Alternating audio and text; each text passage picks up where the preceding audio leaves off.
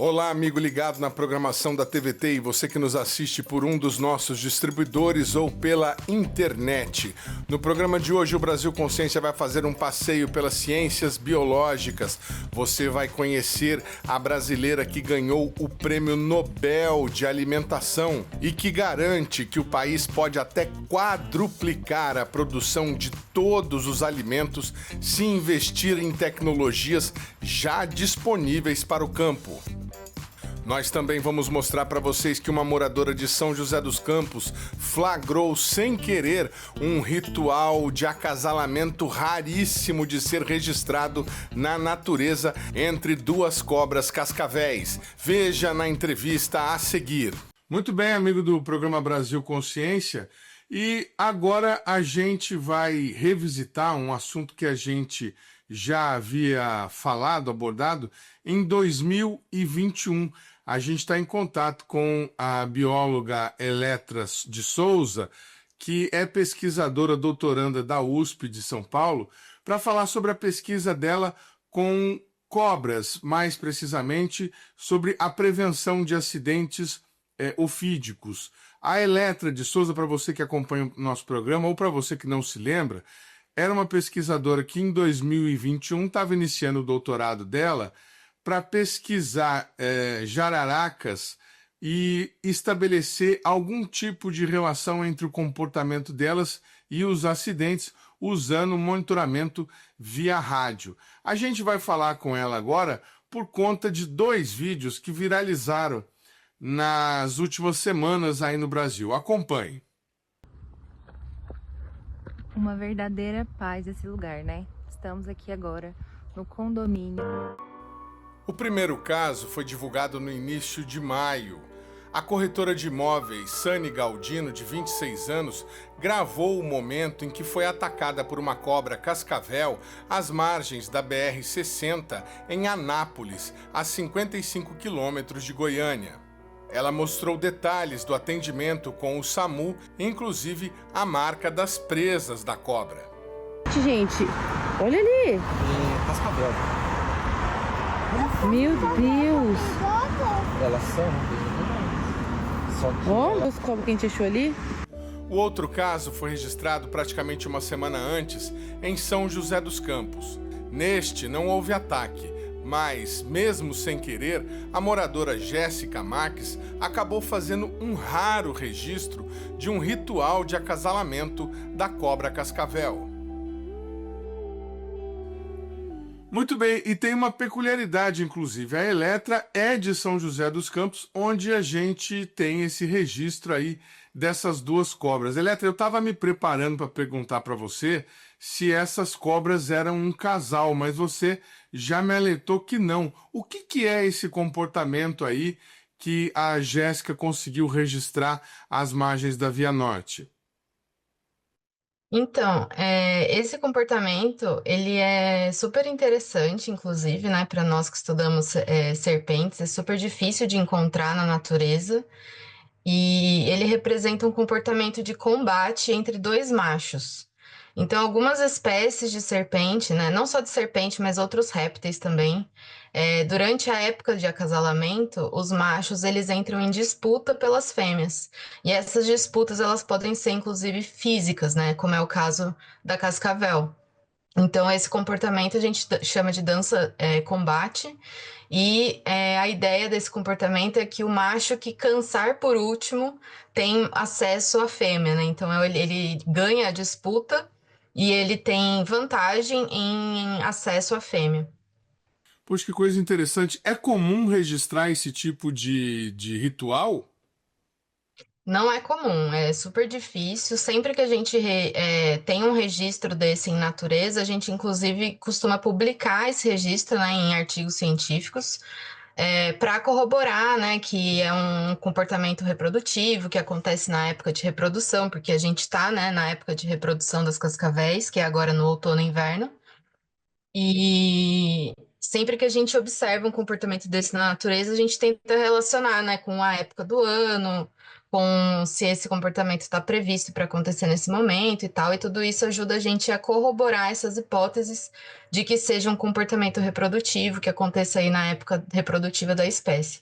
Muito interessante, principalmente esse aspecto aí de ser um ritual de acasalamento. Só uma dúvida, eles não se picam enquanto eles estão disputando, é só um exercício de força entre eles? Em geral, eles não se picam. Pode acontecer, a gente já teve relatos, principalmente em cativeiro, né, de picadas acontecendo.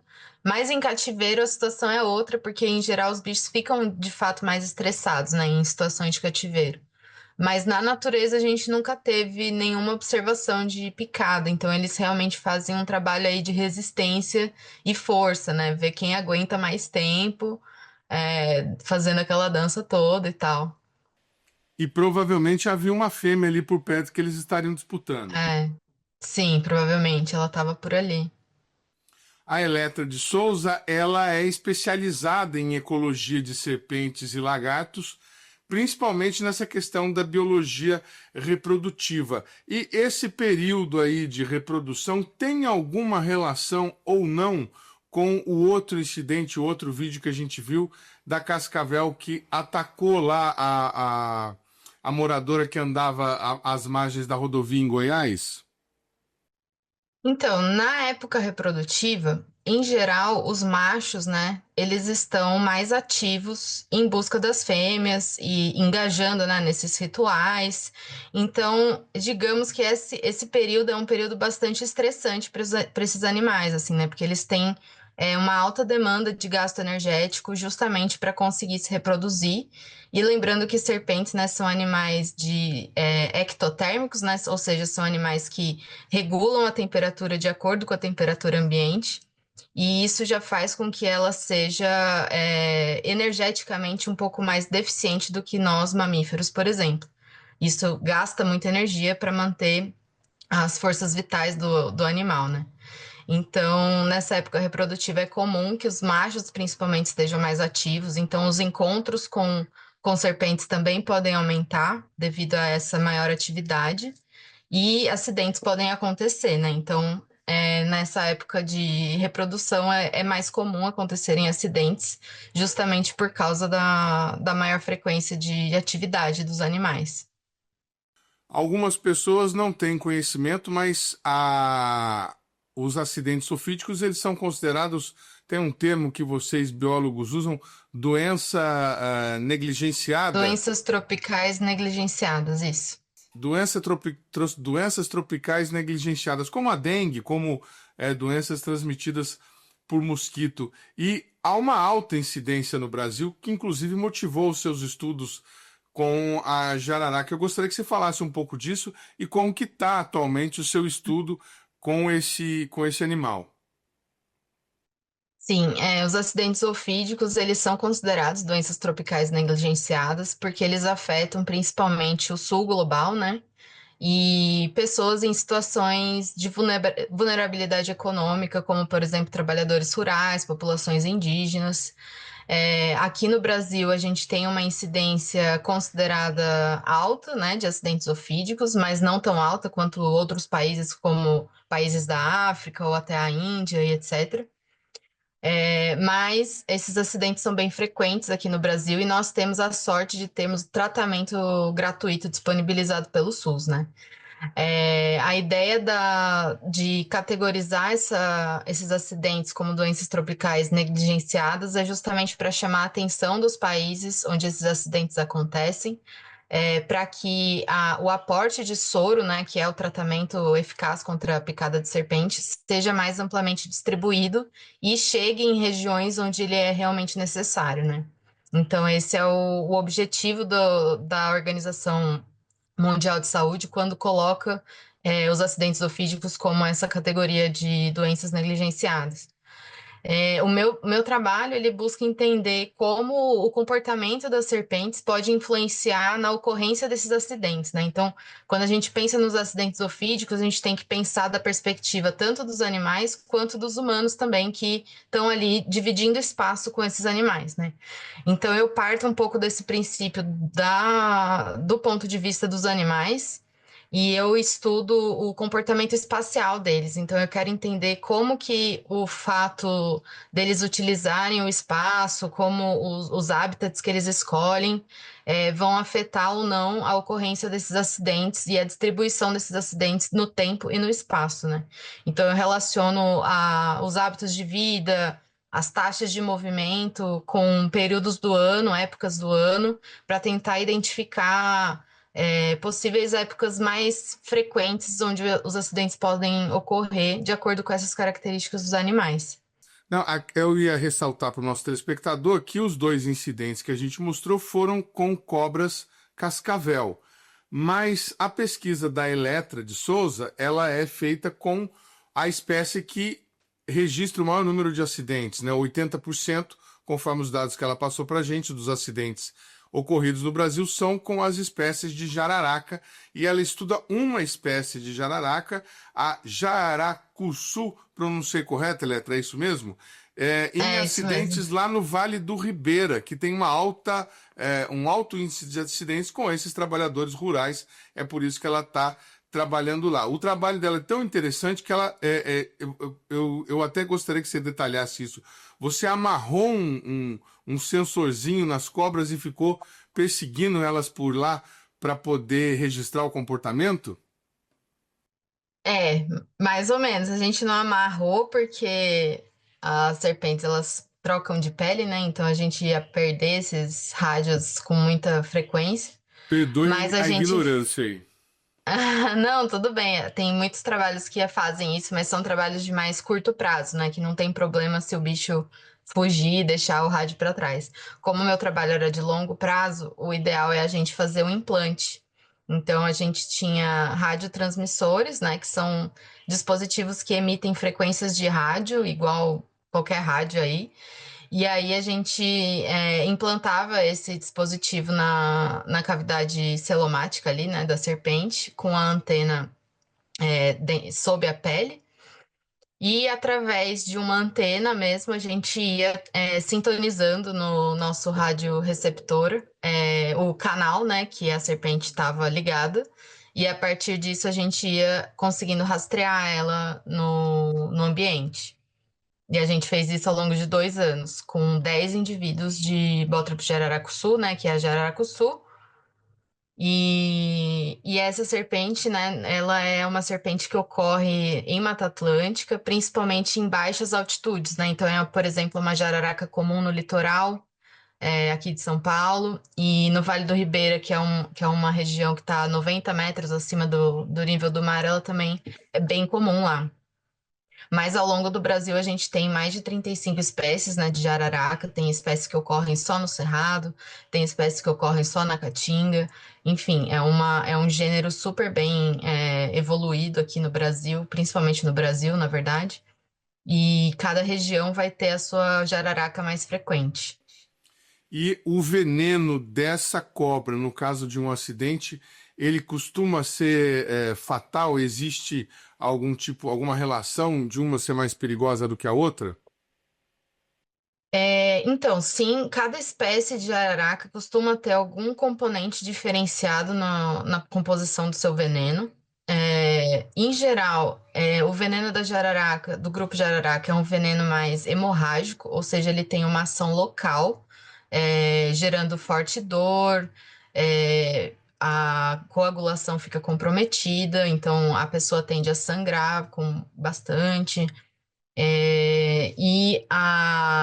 O que pode acontecer é uma falência generalizada do músculo, né? Principalmente os músculos aí responsáveis pelas atividades vitais, né? Do nosso organismo. Mas ele tem uma dose, uma taxa muito baixa de fatalidade, né? O grande problema do acidente botrópico, né? O acidente com jararacas, é de fato a comorbidade. Então, algumas pessoas podem perder funções, né, do membro que foi atingido, pode ocorrer amputações, né? Porque pode acontecer necrose. Então, o grande problema, né, dos acidentes ofídicos em geral costuma ser a comorbidade e não exatamente a fatalidade. Existem, claro, alguns acidentes que levam a óbito, principalmente, né, dependendo da condição de saúde da pessoa, a idade ou até a quantidade de veneno que foi injetada, né, em cada picada, porque isso também pode variar. Então, sim, existem fatalidades, né? Lógico, mas o grande problema mesmo é a comorbidade, o fato das pessoas terem que se ausentar dos seus espaços de trabalho e todo o gasto de saúde pública que fica, né, depois de um acidente ofídico. Muito bem. Bom, e como é que está o estágio da pesquisa atualmente? Em qual momento que você está nesse momento, Eletra? Bom, agora eu estou no último ano do meu doutorado, então eu estou escrevendo a minha tese, analisando meus dados, e eu espero terminar agora no final desse ano. Eu já fiz toda a coleta de campo, né? Toda a coleta de dados. E agora eu estou mesmo olhando para esses dados e tentando relacionar eles com as perguntas que eu tenho, né? Então eu estou tentando identificar taxas de movimento maior ou menor ao longo do ano, se existe diferenças entre machos e fêmeas, se as espécies ocupam lugares de descanso que a gente pode identificar algum tipo de padrão, né, entre esses espaços, porque eles são animais bastante sedentários, né, na verdade, então eles apresentam diversos momentos de ficar simplesmente parado no mesmo lugar. Eu estava até fazendo essa análise ontem. Tem uma dos meus indivíduos que ficou parado no mesmo lugar por 93 dias. Então, a gente também tenta identificar, né, quais são esses lugares que elas escolhem para ficar ali quietinhas, né, por bastante tempo, e por que que elas escolhem ficar paradas por tanto tempo, né? Então, são todas essas coisas que a gente coletou em campo e que agora eu estou olhando com mais calma para tentar identificar padrões, né, nesses comportamentos. Que coisa interessante, 3 meses parada, ela não se alimentou nesse período? Provavelmente sim, porque essa espécie ela se alimenta de uma estratégia que a gente chama de senta e espera. Então ela não corre atrás ativamente das suas presas, ela fica ali quietinha e assim que passa uma presa, ela se aproveita disso para se alimentar. Então ela pica, espera a presa morrer e vai atrás da presa para se alimentar. É uma estratégia que a gente chama de senta e espera, e dentre as serpentes tem diversas espécies que apresentam esse tipo de estratégia. Nossa, que coisa mais interessante, bacana mesmo, Eletra. Bom, para quem não se lembra, né, em 2021, quando a gente abordou a Eletra pela primeira vez, foi porque ela havia sido selecionada pela revista Nature para uma divulgação mundial, né, como que o cientista se parece, e fizeram lá a publicação de uma foto dela trabalhando no laboratório. Agora, no ano passado, em 2024, essa exposição foi para uma estação de metrô em Londres. Chegou aí lá em Londres ver sua foto, Eletra? Infelizmente não. Não tive esse dinheiro todo não para ir lá tirar uma foto, mas eu pedi para um amigo meu falar com uns parentes dele, que ele é de Londres, e aí a irmã dele foi lá e tirou foto para mim. Então tá certo. Olha, eu quero agradecer demais, Eletra, a sua participação aqui no nosso programa. A gente deseja sucesso aí no seu doutorado e que essa pesquisa possa ajudar a minimizar aí os acidentes ofídicos. Muito obrigado, viu? Obrigada a você pelo convite. Fico à disposição. O programa Brasil Consciência vai para um rápido intervalo e, na sequência, a gente entrevista a pesquisadora da Embrapa, Mariângela Hungria, vencedora do Nobel da Alimentação. É um instante só, não sai daí.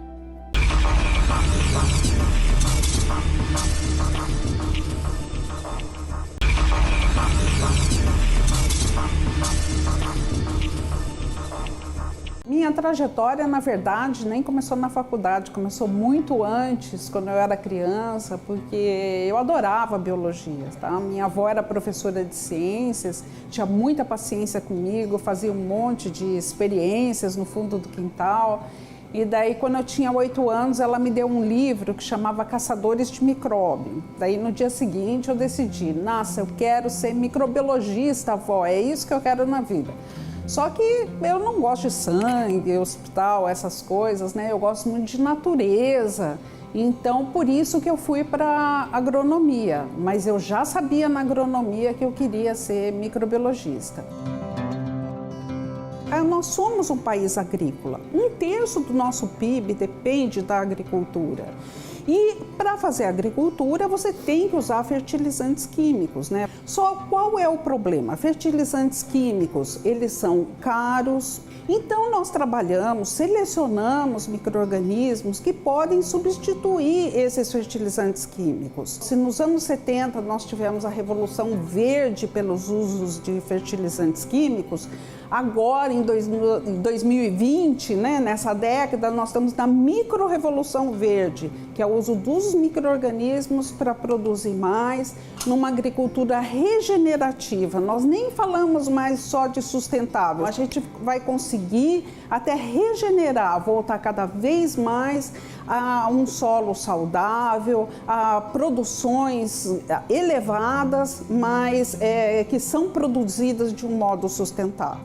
Muito bem, amigo do programa Brasil Consciência, a gente volta nesse bloco com a honra de entrevistar a brasileira que foi laureada com o assim chamado Prêmio Nobel da Agricultura. Eu estou falando da pesquisadora Mariângela Hungria, que é da Embrapa Soja e que foi laureada no último dia 13 com o prêmio da World Food Prize, reconhecido, como eu disse anteriormente, como o Nobel da Agricultura. O prêmio é concedido anualmente a pesquisadores que têm contribuição relevante para melhorar a qualidade e a disponibilidade de alimentos no mundo. Doutora Mariângela Hungria foi graduada em agronomia pela Exalc da USP, tem mestrado em solos e nutrição de plantas também pela Exalc da USP, fez doutorado em ciência do solo pela Universidade Federal Rural do Rio de Janeiro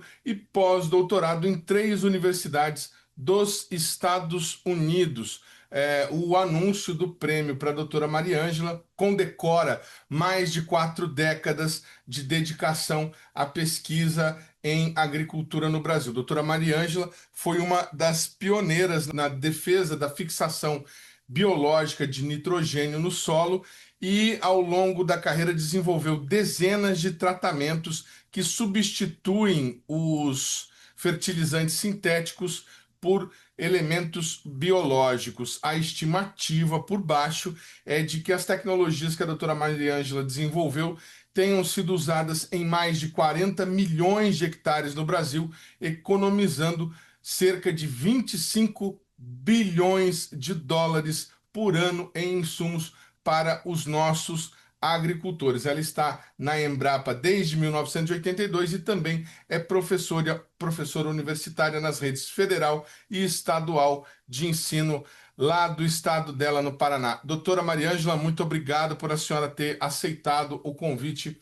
do nosso programa. A gente está bastante honrado por fazer esse passeio pelas ciências biológicas. Como que a senhora recebeu esse prêmio? Qual foi o sentimento da senhora ser laureada com um prêmio tão importante?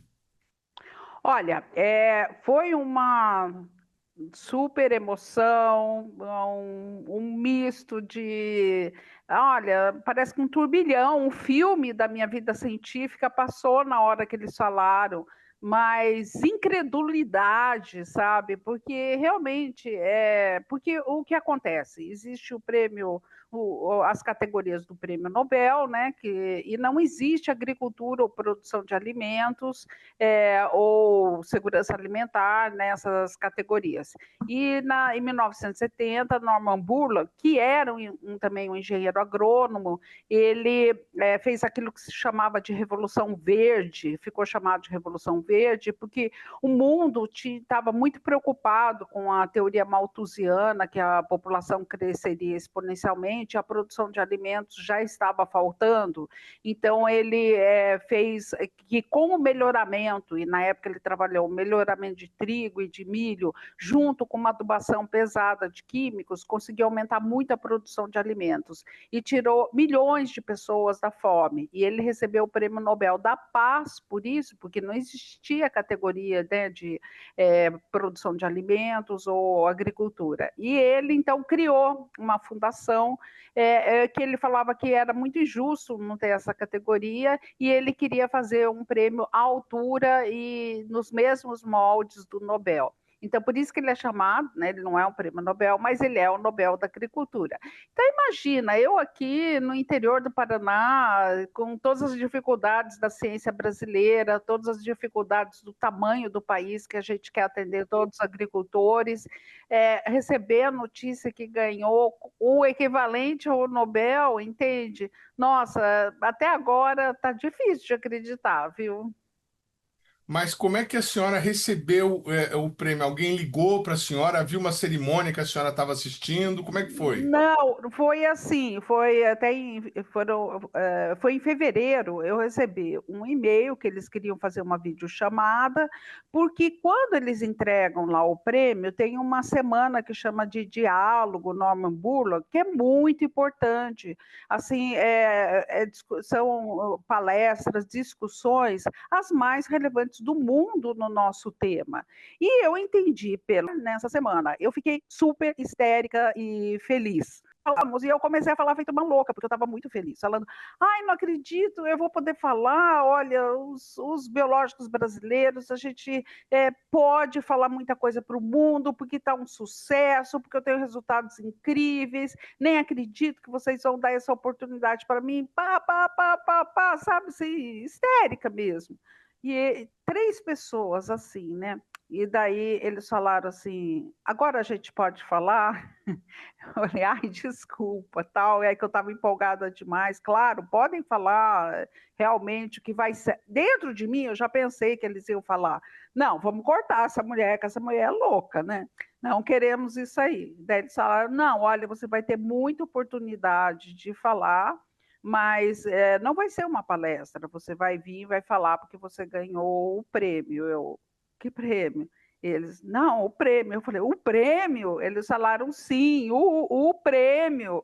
E ainda ganhou sozinha e foi por unanimidade do comitê, que é um comitê secreto, né? Que a gente não pode falar quem é. Nossa, eu comecei a chorar, né? O que eu ia fazer? Eu comecei a chorar, falei, não acredito, não é verdade. E eles falaram, e daí era a presidente lá da fundação, era o ex-secretário da Agricultura dos Estados Unidos, que foi do governo Biden, e mais um membro lá da fundação. Só que daí eles falaram, só que tem mais uma coisa. Eu falei, e o quê? Falou, você tem que tem que comprovar, não, tem que garantir que você vai vir aqui na semana de outubro, né? Obrigatório que você venha aqui presencialmente. O anúncio vai ser feito, você não vai estar presente no anúncio, mas você está proibida de comentar com qualquer pessoa sobre o prêmio, e o anúncio vai ser em maio. Então eu falei, qualquer pessoa falou, tá bom, um familiar, um colega, tal, não mais do que isso, porque não pode vazar. Então você imagina que você saber, e ainda eu, né, que sou assim, meio aberta, né?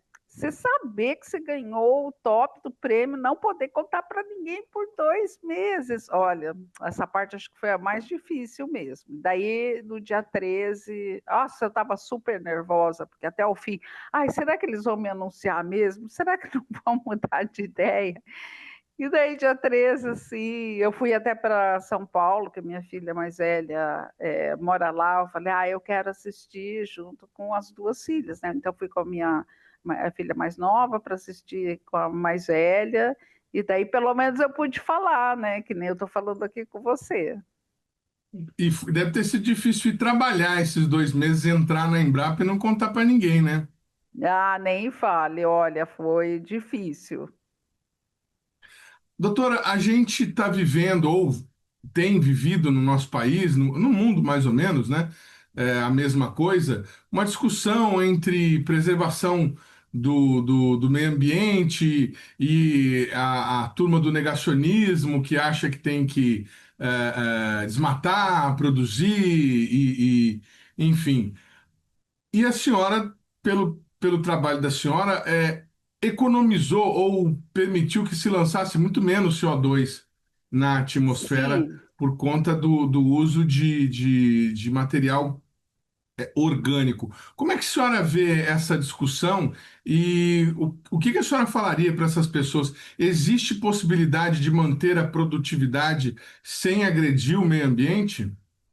Olha, para nós do Brasil, e como existe? Então, eu acho assim, todos esses anos a gente contribuiu muito com essa parte dos biológicos, e eu acho que esse prêmio foi dado realmente por essa trajetória de ter começado com biológicos numa época que ninguém acreditava, porque a gente estava justamente, olha, eu entrei na faculdade na metade da década de 1970, o Norman Borlaug tinha ganho o prêmio que falava de adubação pesada em 1970, então a gente estava no auge.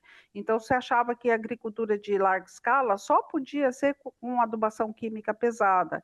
E eu, então, nessa época, falando, não, olha, tem um espaço para os biológicos, vamos trabalhar nos biológicos.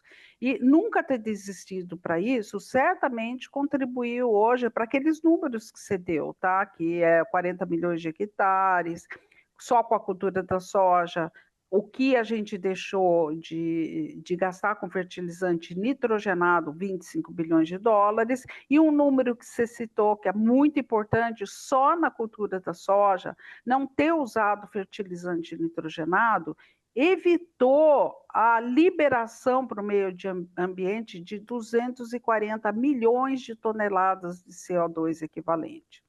Agora, em relação à sua pergunta, né, se a gente pode produzir sem desmatar, é justamente ao que agora eu comecei a me dedicar e quero até o final da minha carreira.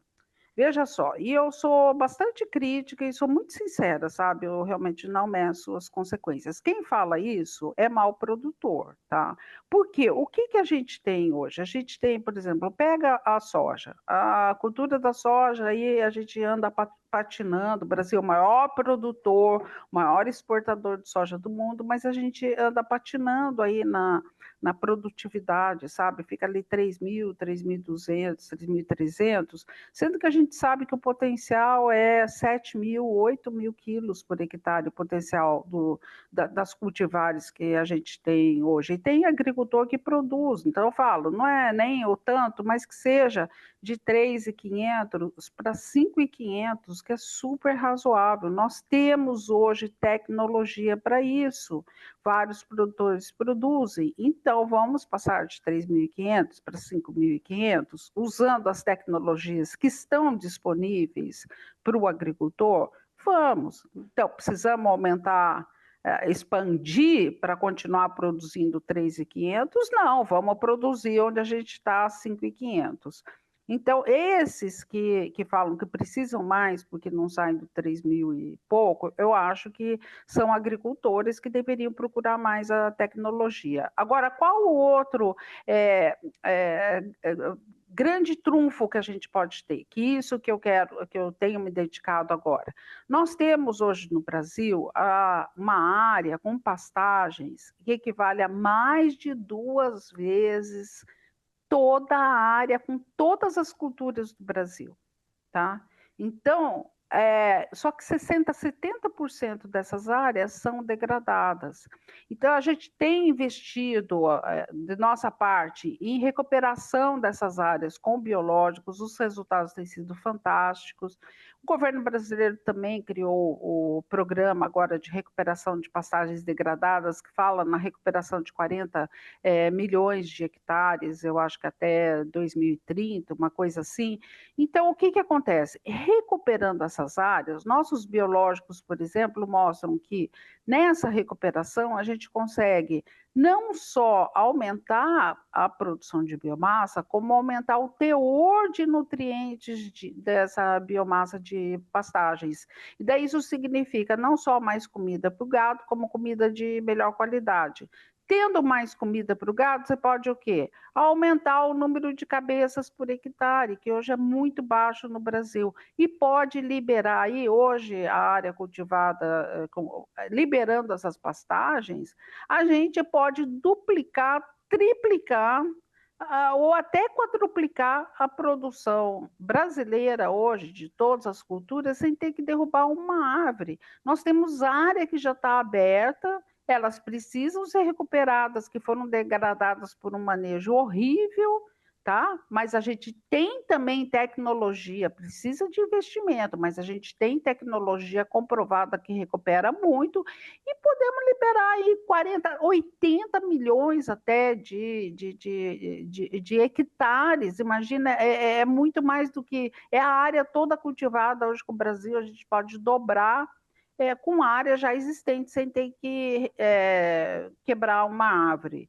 Pode dar trabalho, resistir, ter investimento, porque se você vai numa área de floresta, você já começa, né, cortando as árvores, já pega o dinheiro da árvore e tudo isso. Mas não é, tem que ver que a longo prazo isso vai trazer muito benefício para abrindo mercados que estão mostrando que a gente não está indo em áreas degradadas e tudo isso. É que não pode ser um imediatismo, entendeu? Então, não é. O ambiental, de jeito nenhum, limita a produção agrícola. O ambiental, o que limita a produção agrícola são ideias de que o ambiental está limitando a produção agrícola. Não é como que, se você pode ter 80 milhões de hectares, que equivale a toda a área cultivada hoje, você pode liberar o dobro, né, então, para a agricultura. Como que o ambiental está limitando? Não, o ambiental não quer que você vá lá numa área preservada, numa floresta, e vá derrubar para ir para a agricultura. Então, a gente tem que ter essa conscientização, porque essa conscientização vai abrir muitos mercados para a gente.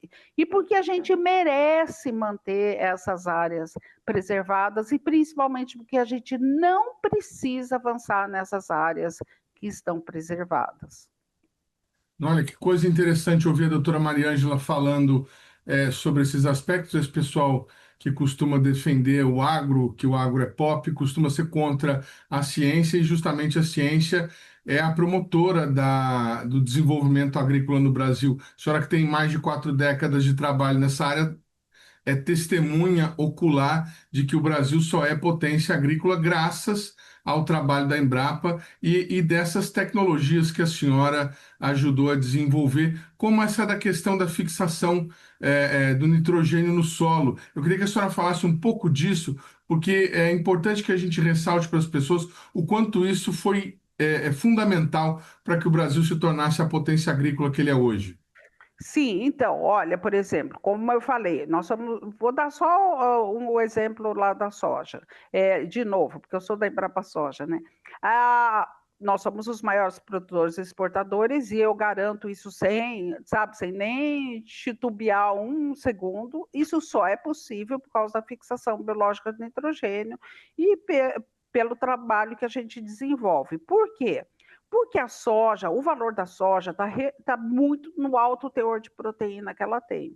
Tanto que tem gente, é altíssimo teor dela, por isso que ela é transformada, grande parte da soja em alimentação para frango, porco, ou mesmo gado confinado, né? Então, às vezes eu acho engraçado que as pessoas falam, não sei por que cultiva tanta soja só para exportação. Não, nós consumimos a maior parte da soja que a gente produz, e daí fala assim, mas eu não como soja, e daí você fala, mas você come frango? Não, frango.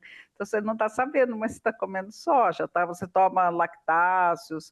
Começa a olhar no rótulo das coisinhas que você compra no supermercado, que você vai ver que você come muito, mas você come um porquinho de vez em quando. Então você está comendo soja direto, né? Porque a soja é a alimentação de animais, né? Confinados. Mas daí, o que acontece? A gente tem essa limitação no país, que é um país agrícola, tá? E é o absurdo que a gente importa 85% de todos os fertilizantes químicos que a gente usa, tá? Então, Então, isso é um absurdo, era 60%, desmantelaram as indústrias, passou a ser 85%, e a gente tem uma dependência enorme. Um dos fertilizantes mais caros é o nitrogênio, ele é o mais caro, o mais poluente, tá? Então, a gente paga em dólar por ele. Além disso, a eficiência de uso dos fertilizantes químicos é baixa. No caso do nitrogênio, raramente nas nossas condições é superior a 50%. O que quer dizer lá? Você compra $100 do fertilizante, paga essa fortuna e ainda perde 50, só vai aproveitar 50, tá? Então, e como eu falei, é o mais poluente. 1 quilo de nitrogênio fertilizante equivale a 10 quilos de equivalente de CO2. Ele é o mais poluente que existe. Então, no caso da soja, altamente rica em proteína, em tudo, a gente seria inviável economicamente. Mas existem algumas bactérias, porque aqui o ar que a gente respira é quase 80% N2, a molécula N2.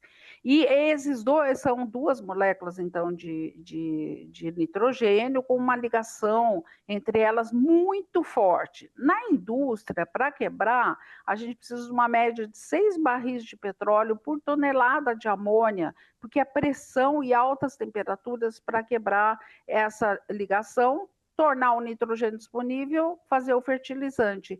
E alguns micro-organismos, principalmente bactérias, tem uma enzima lá que evoluiu há bilhões de anos até, e ela consegue fazer a mesma coisa, quebrar essa tripla ligação. Só essas bactérias na natureza conseguem fazer isso. Ela quebra e faz o mesmo nitrogênio que é lá da indústria e dá esse nitrogênio para a planta. Um nitrogênio até mais eficiente de ser translocado para os grãos, tal, porque é um nitrogênio que veio da coevolução com a planta hospedeira. Então, o que nós trabalhamos? Nós trabalhamos na seleção de bactérias, a maior capacidade possível de fazer esse processo que nós chamamos de fixação biológica do nitrogênio, transferindo o nitrogênio para a planta. E na soja também, eu falo, não é 1 ano, não é 2, não é 10, 4 décadas, trabalhando para ter as melhores bactérias, os melhores modos de aplicar essas bactérias, de como aplicar nas diversas situações que a gente tem, plantio direto, convencional, soja transgênica, não transgênica, e com isso a gente tem, né, a maior contribuição da fixação biológica do mundo, que é na cultura da soja. E temos também contribuições em outras culturas que a gente trabalha, milho, trigo, arroz e as pastagens, conforme eu falei, que é o caso que eu quero terminar a minha carreira nisso. Interessantíssimo, até porque essa questão dos fertilizantes esteve muito em discussão quando começou a guerra da Ucrânia e surgiu a questão da importação dos fertilizantes russos, né, a retomada da fábrica aqui no Brasil e o próprio, como a senhora falou, desmantelamento das fábricas que a gente tinha que eram ligadas à Petrobras. O Brasil depende desse fertilizante químico. A gente teria condições de usar só o biológico, doutora? Não, no tipo de agricultura que a gente faz, na escala que a gente tem hoje, não. A gente realmente precisa dos fertilizantes sintéticos. Por quê? Porque é muita agricultura, é muita planta, a gente não tem ainda o conhecimento suficiente de biológicos para suprir todas as demandas. A gente tem uma super contribuição do nitrogênio, está agora com um produto que tem contribuição para o fósforo, estamos trabalhando no potássio, mas no caso do fósforo, do potássio, parcial, tá? O único processo que consegue 100% é esse da fixação biológica do nitrogênio com leguminosas, como soja, feijão, calpi e tal. A gente consegue fixação biológica parcial em grãos, em pastagens, né? E fósforo, potássio, a gente está trabalhando muito em solubilização das fontes que a gente tem aqui no Brasil. Então, a gente não tem tecnologia para ser 100%, a gente precisa dos fertilizantes sintéticos. Por isso que é importante, existe o muito bem elaborado Plano Nacional de Fertilizantes, que inclusive a gente tem orgulho porque incluiu lá os micro-organismos, que a gente tem uma contribuição muito importante, mas precisamos diminuir essa dependência absurda que nós temos dos fertilizantes sintéticos, porque nós precisamos desses produtos. O programa Brasil Consciência vai para um rápido intervalo, mas na sequência a gente continua conversando com a doutora Mariângela Hungria. Um instante só, não sai daí.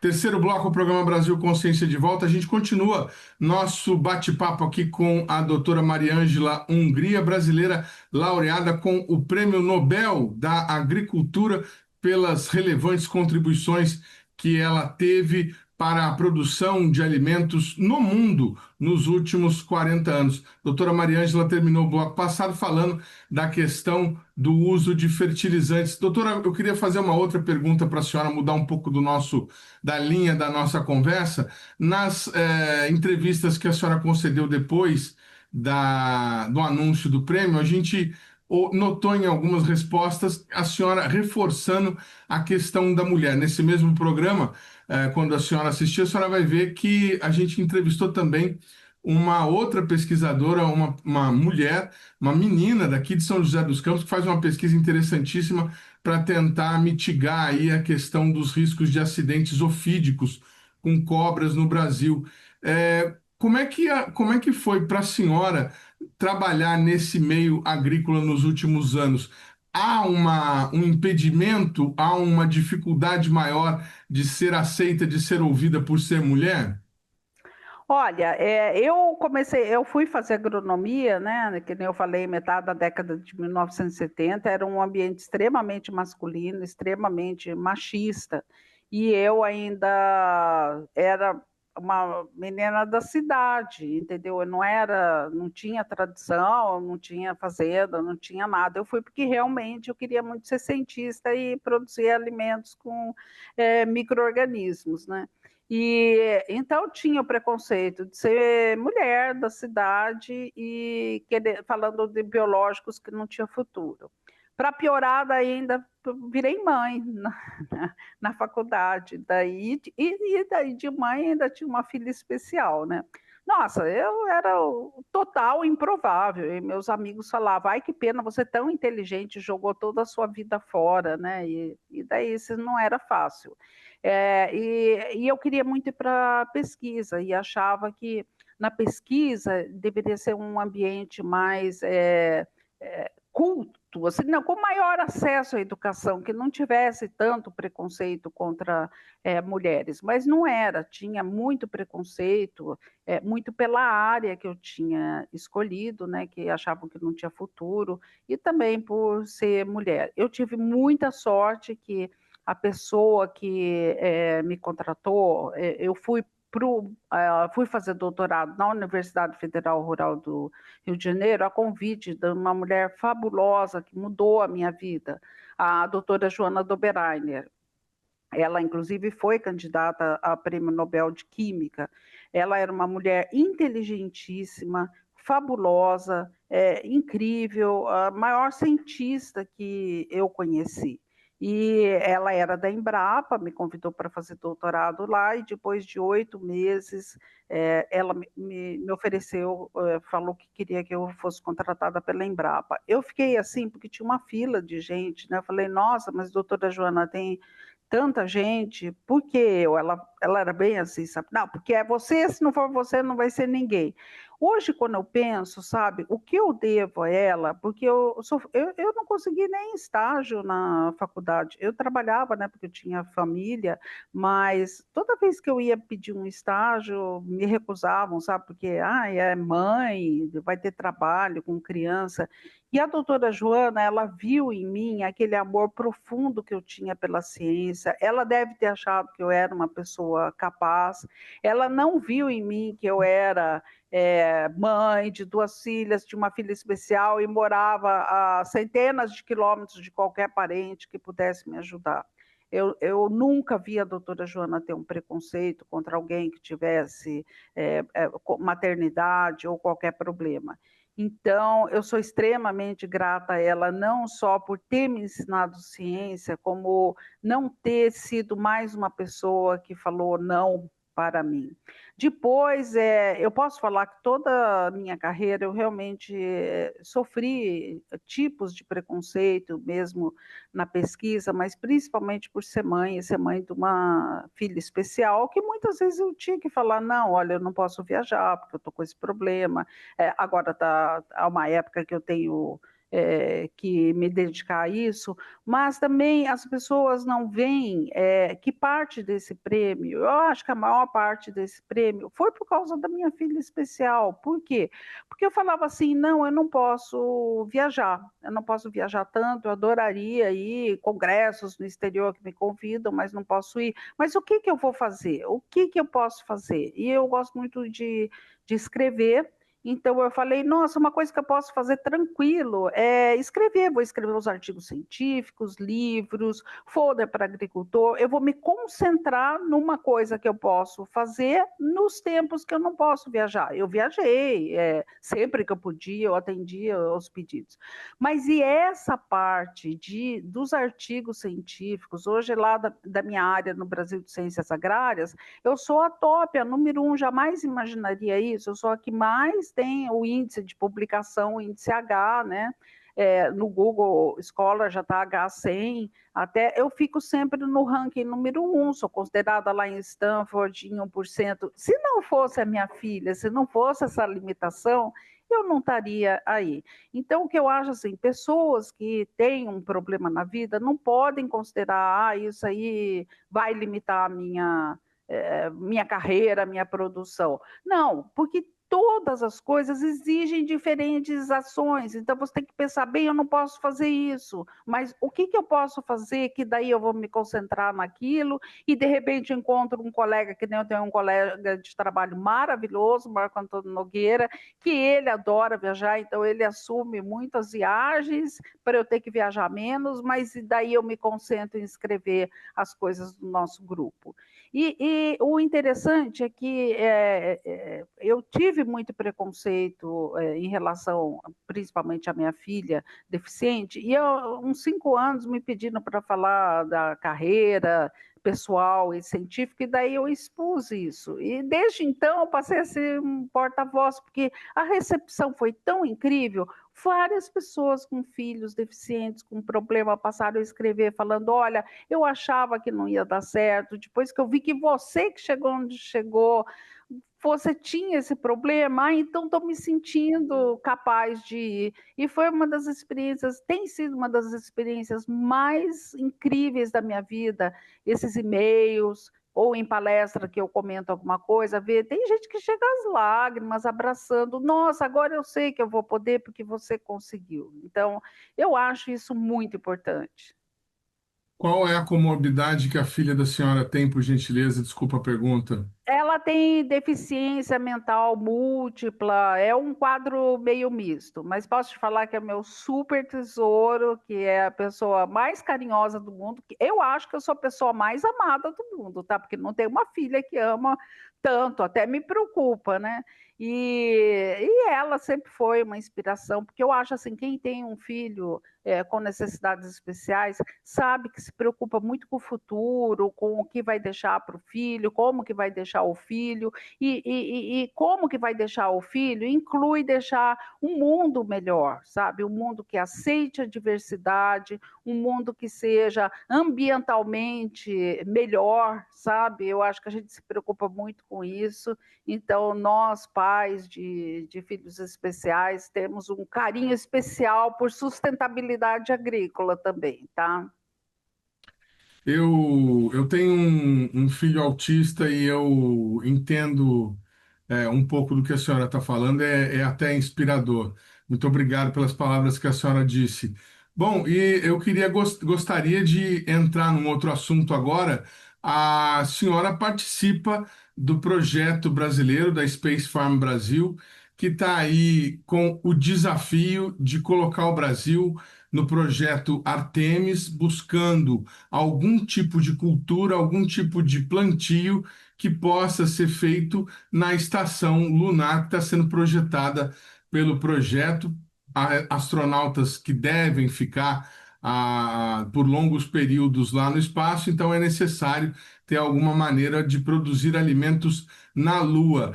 Como é que a senhora vê esse projeto e qual é a capacidade do Brasil de desenvolver essa tecnologia hoje? Então, eu vou aproveitar essa oportunidade para falar de duas coisas. Primeiro, eu participo do projeto, mas o ano passado até pedi, me dá uma licença, porque eu não estou conseguindo dar conta de tudo que eu tenho que dar, porque é muita pressão aqui, muita coisa. Mas o que eu acho importante esclarecer esse projeto, do qual a Embrapa participa?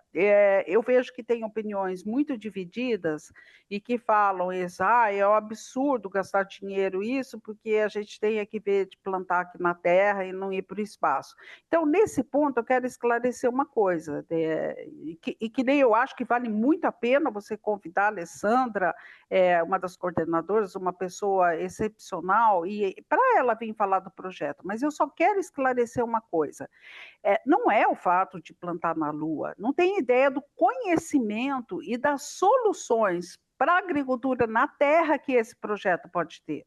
Por exemplo, foi agora foram colocadas sementes e a batata doce e o grão de bico para dar a voltinha no espaço. Não é que foi dar uma voltinha com as estrelas lá, acho que era Britney Spears lá, tal. Não é isso. Voltando, essas sementes vão ser analisadas, vão ver mutações. Por exemplo, você pode procurar mutações que vão permitir que a gente acelere muito o melhoramento de plantas, por exemplo, a tolerância à seca, que é um problema seríssimo. Então, tem todo o viés científico e de esperança de que a gente possa conseguir mutações que vão acelerar muito o programa de melhoramento de plantas também, micro-organismos estão indo, até eu estou mandando lá um micro-organismo para eles mandarem para o espaço. Então, não é isso de, vamos cultivar aqui, isso é desperdício de dinheiro. Não, pode evoluir muito a ciência. Então, é um equívoco quem dá a notícia errada, assim como é um equívoco da empresa. Que empresa privada vocês acham que teriam investido 4 décadas que investiram em pesquisa na minha área? Pode ter sido assim, não um grande investimento, porque não tinha recursos, mas eu tenho 4 décadas de apoio de uma empresa pública fazendo um trabalho que era considerado zero esquerda, que ninguém confiava, ela confiou e hoje dá só na soja 25 bilhões de dólares de economia para o país. Que empresa pública faria isso? Que empresa privada faria isso? Que empresa privada iria investir em pesquisa e tecnologia para ter hoje a coisa fantástica que nós temos de plantio direto no Brasil, entende? Que é o país que tem mais plantio direto, protegendo o solo, impedindo lixiviação de solo para rios, para açudes. Que empresa teria essa criatividade de criar um sistema, integração lavoura, pecuária, floresta. Só que o quê? Também a gente vai na mídia, sai lá, Embrapa dá prejuízo. Por quê?